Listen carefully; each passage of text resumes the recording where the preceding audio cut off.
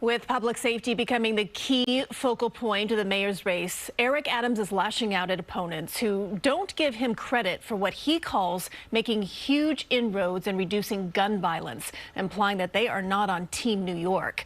Political reporter Marcia Kramer has the latest now on the race for City Hall.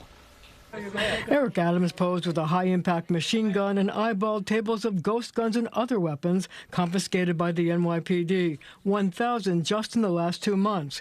He slammed opponents who insist the streets are not safe.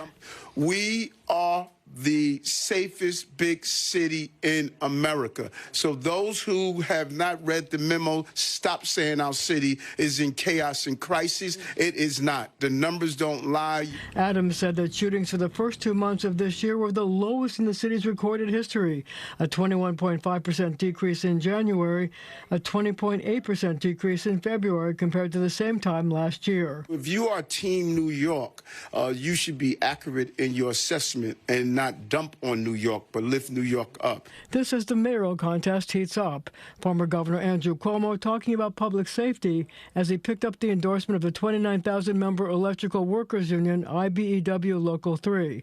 Without naming names, he slammed opponents who at one time called for defunding the police.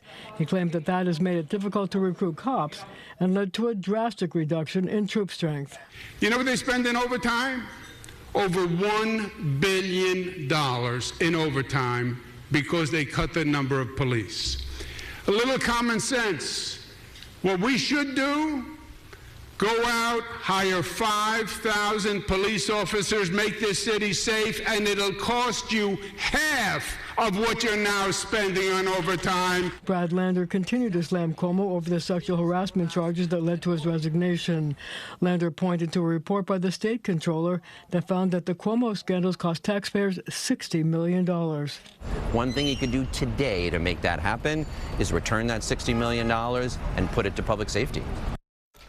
Now, of the $60 million, $18 million was spent by the state to defend Cuomo and his top advisors in sexual harassment cases. But millions more were spent by the state attorney general, Tish James, to hire outside lawyers to investigate the allegations. You know, Marcia, looking at the calendar, we're still about 3 months away from the primary, and yet things have gotten so intense so early.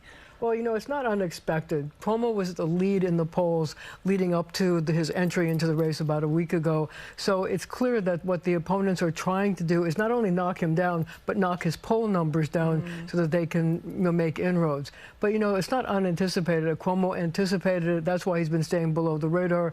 And that's also why he's been issuing lots and lots of petition papers. It's all calculated.